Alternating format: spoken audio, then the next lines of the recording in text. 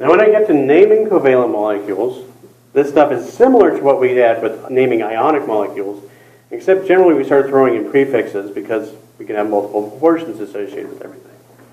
All right, so we've seen this already. CO and CO2. Okay, what's CO called? It's called carbon monoxide. Okay, notice here that I still got IDE at the end, okay, just like we had before. Carbon is the first element, so we're going to name that as carbon, and then the monoxide is at the end. Mono, meaning one, denotes the number of oxygens that I have on the carbon monoxide. So what's the next one going to be called? What's CO2 called? Does anybody know? Talk to your computer. I can hear you. Somebody talk to their computer? I know it's embarrassing, but you know what it is. Carbon dioxide. You know, if you watch these things on a phone and you start talking to your phone, people will think you're actually on a phone call. When in reality, you're just talking, you're just talking to an online video, and a guy who pretends he can hear you. So that's carbon dioxide. Okay. What if I did this? What if I did PO3? What would that be called? That would be called phosphorus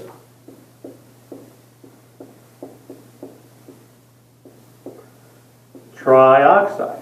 Good. Okay, that's phosphorus trioxide. Right? Not too difficult.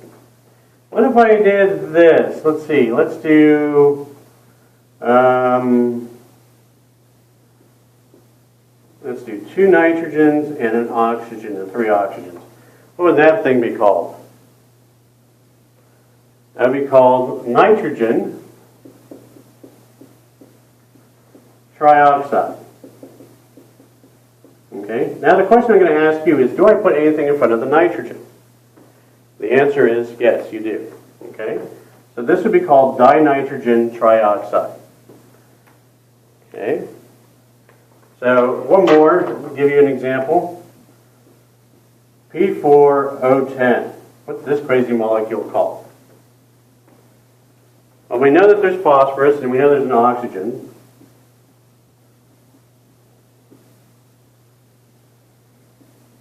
And we always call it oxides at the end. Okay, so what would be my prefix to anything that's got 10 there? That's right, it would be called a decaoxide.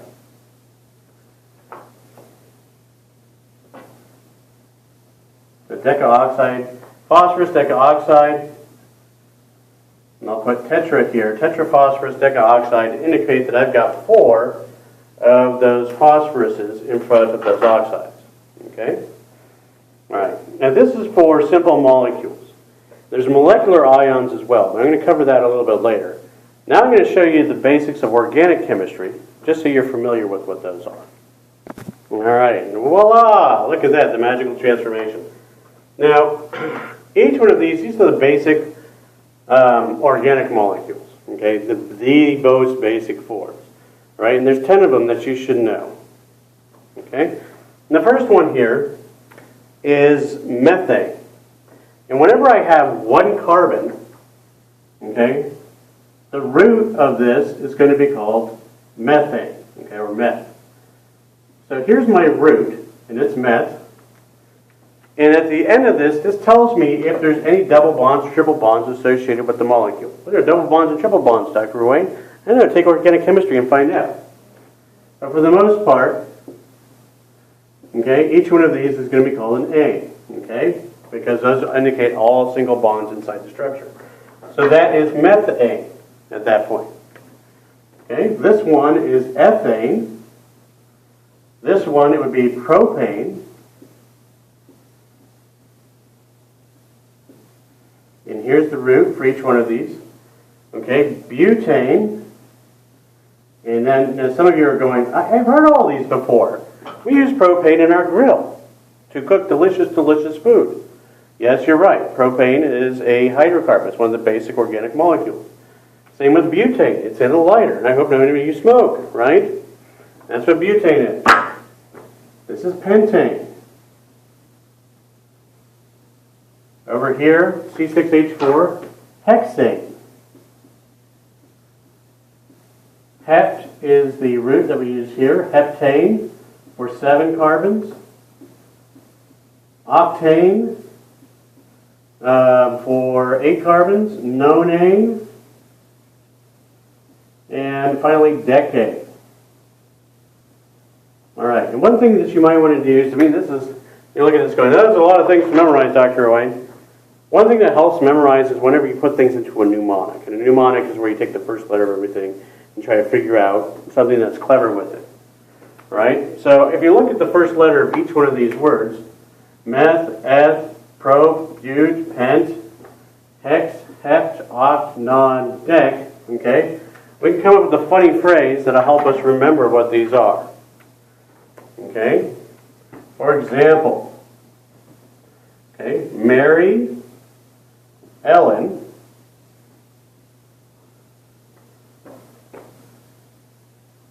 produced butter, comma, periodically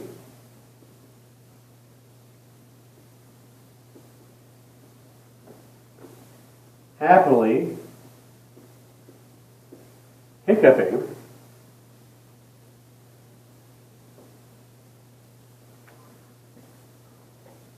over 9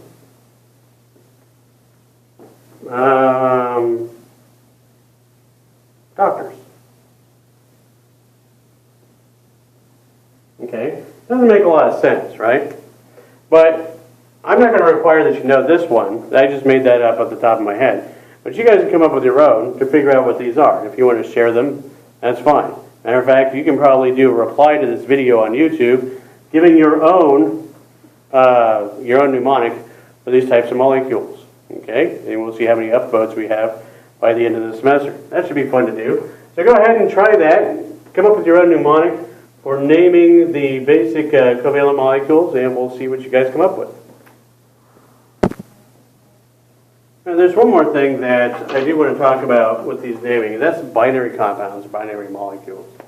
And from the name, you can say binary. Binary means 2, so these are things that have 2 atoms inside of them. An example of a binary compound is something that we've covered already. It's carbon monoxide. Okay? But a lot of times when we talk about binary compounds, we talk about things that have a hydrogen and a halogen associated with them. All right? And what those are, you look at that, and a lot of people look at HCl, and they think, oh, that's hydrochloric acid. Not so fast, I say. If it's a gas, HCl is hydrogen chloride.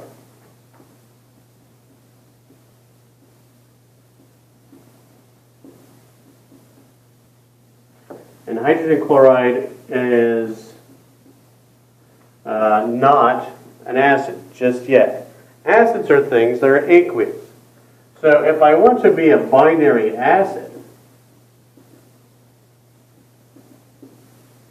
I have to take HCl and I have to put it in water. And when I designate that something's been put in water, I put the AQ symbol in subscript after it. And what that means is that this is aqueous, which technically means something that's dissolved in water. So if I have HCl that's aqueous, now at this point I have hydrochloric acid. Hydrochloric acid. All right? And that goes for anything. It's not going to be an acid unless it's actually dissolved in water. All right?